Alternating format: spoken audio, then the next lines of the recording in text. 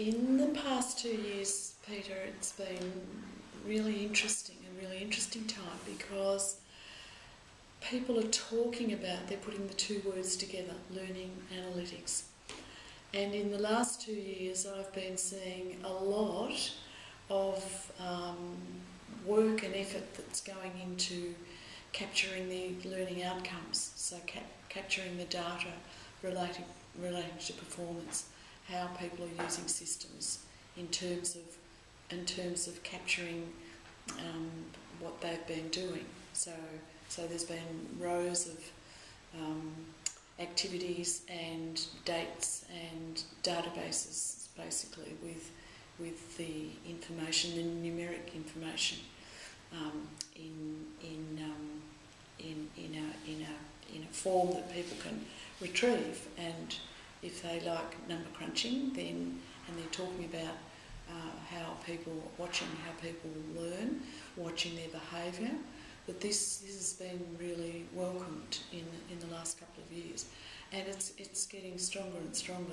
The cry from the academic side to actually be able to look into these numeric outcomes to be able to test and maybe their instruction, but also to see what's the climate in their learning environment, as to whether it's successful or not for the students.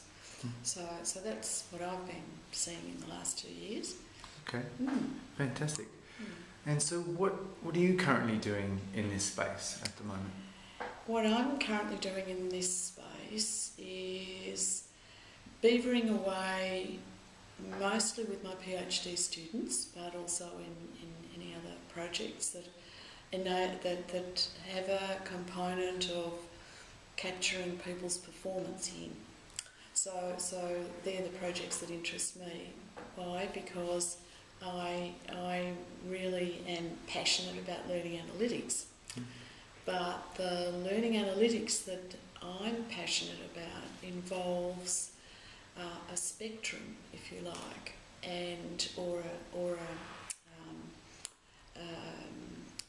a continuum of activities. And just to bounce back to the previous question, what's been happening in the last 2 years, I believe, let's say we use a continuum, and we've got the database people, the people who are the number crunchers on the right-hand side, the people who are very heavily into the statistical evidence, if you like, love fiddling with numbers and things, which I do too, but I want to know what those numbers represent in terms of people's behaviour, the type of knowledge that they're chasing, so to learn. So I'm the number crunchers that are at the right-hand side. My research really is at the other end of the scale, where you need to design your instructional strategies very well, and use robust principles that underpin the way you interact with students, depending on the knowledge that you will hope that they will develop. So it's all about task analysis to start with. It's all about investigating the categories of knowledge, and so then the activities that gather the outcomes are part of the right-hand side, which I still do, but I'm heavily into the right side of that scale. So it's kind of trying to merge them all together, is it? Merge the two sides together. Yes, the whole thing is that, now it's wonderful, because sometimes you can be working in a qualitative sense, if you like, so that you're doing a fine-grained analysis of knowledge and tasks and skills and competency, and defining those aspects of learning. And then you can, when you sick of that, or if we strike a roadblock, you can go and have it play around in the numbers and the categories of how you work with those numbers and what the numbers mean. Okay. And as an academic, how would you like to use this kind of information in a practical way? In a practical way, yes. I think that's really interesting. In a practical way, I think that it'd be really good as an academic to be able to easily access the database, so that we're very good at designing our classes, and now there's a propensity for that to be online. So we really have to keep that act a comfortable one, but knowing that, especially with Blackboard or the other devices that may come along, one wishes, but we do have devices to capture how students are going with the work that they give you. So to be able to easily access that, clunky as it is, would be really good. And so the other practical aspect of this would be more workshops, please. So hands-on workshops. I mean, I've been to very interesting seminars, and they're wonderful, but we can only concentrate for 20 minutes at a time. We know this, but actually having a workshop where we're listening, yes, series of workshops, but being able to get down and get your hands a bit grubby, it would be wonderful. Yeah. So showing everybody how to use these tools and things that are available. Yeah. Okay. Fantastic. Would suit me. And so what aspect of learning and teaching do you believe would benefit most from learning analytics in the classroom? What aspects of learning and teaching, do you believe would benefit most from learning analytics? All right. I believe that for me the answer for that lies in the ability to point us back to the left-hand side of that scale, so that we use the data to enforce the learning principles of the instruction. So that's my answer for that one.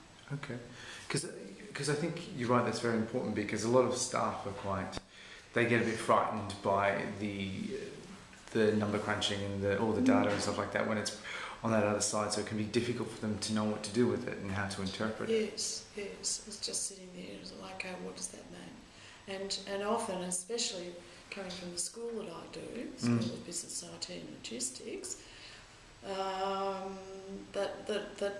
we're just aware that people do need help with the hands-on stuff. I mean, we can't be experts at everything, and most of the people in this building, most academics at RMIT, academics at RMIT are at RMIT because they love the place. It's a diverse place to work in, and so the stock and trade is the teaching. The love of the teaching, with the interaction with this diverse mix of students. Where am I going with this? So stop. It's okay. I can just add. Yes. That's the different way. Waffle. No, it's great. You're doing really well, thanks. I'll let you have a little sniff. Yeah. Yeah. So we know in our school then, and it's people's, and it comes from the education side of things. Very often they're the worst comfortable people on the planet because their concentration is with other things. And I think it's really difficult for a teacher in this kind of learning environment, that they are expected to take on all these different skills, and learning analytics obviously is another different skill set as well. Yeah, yes, that's right. Scary to some, and then that's the bit of the worry about this too. You can just see the resistance, thinking, okay, Big Brother is going to have some. It's all garbage, but Big Brother will be watching my, somehow it will come back to the facilitator, the way of looking at their, well, I suppose the end result it might be, but it's bigger than that. Mm. It's not really about that, the database side of things. Mm. Mm. And within RMIT, are you coming across examples where learning analytics has been used? To be honest, no. Mm. Other than, and it's a great pity, because I perceive the seminars that I've been in, I just feel that and I don't know whether this is correct or not, I don't know, but I feel that there's a real resistance. People are scared that the Big Brother is out to get the ones that don't perform. Mm. Well, I mean, and that won't happen because it's called the washback effect or something like that, where you teach to get the good outcomes, and then there's no knowledge; it's just outcomes. Mm. So that doesn't serve a purpose. So no, I'm not too sure. I'm not too sure that maybe the target for this, and why, and it might be because I can't answer the question directly, is that maybe higher ed is a bit slower than this may be adopted. The adoption of these techniques would be easier, an easier transition in the TVET, TAFE version. Mm-hmm. Part of RMIT may very well be using it a whole lot more than the rat bags in higher ed. Mm. Okay. Maybe not rat bags. And so, in terms of the practical side of learning analytics, where would you like to see the area grow at RMIT in the next year or so? In the next year or so, well, the hands-on workshops, so the workshops relating to instructors learning analytics, so that side of it, so that there's emphasis put on the instruction side, very heavy emphasis in that. Mm. And also, I also think that there should be, and I was going to try and look up the term, I didn't have time this morning, a multimedia, like a multimedia fairy or a multimedia person that I was calling for this like 15 years ago, just to help with the digital presentation of lectures. I was one of the first ones to get into that, believe it or not, when the data wouldn't talk to the projector. Mm-hmm. So you had to get with different people with different skills for that. So I believe that there should be a one-to-one assistant person for each academic. Mm. Because what we do is, especially in higher ed, so individual that maybe it's the end point and it's a real wish list. But people are just so different with different skills, the academic. Mm. But putting them into a classroom or into a workshop to help them, sooner or later, they need the one-to-one. Mm. It's almost like a kind of a help desk specifically in this area too. Absolutely. Mm. Yeah, that'd be wonderful. If we could like ITS and have this as the learning analytics, okay, that would just be wonderful. Mm. Yeah.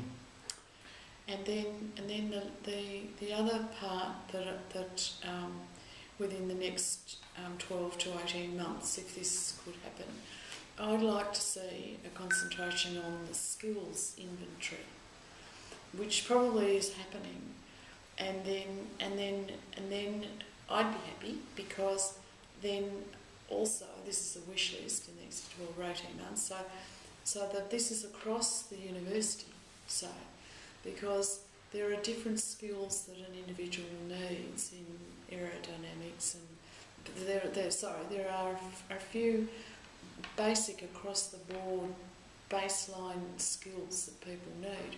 I'd like to see a model whereby we can tap into what they are, so that we can see where these common knowledge domains are for the university.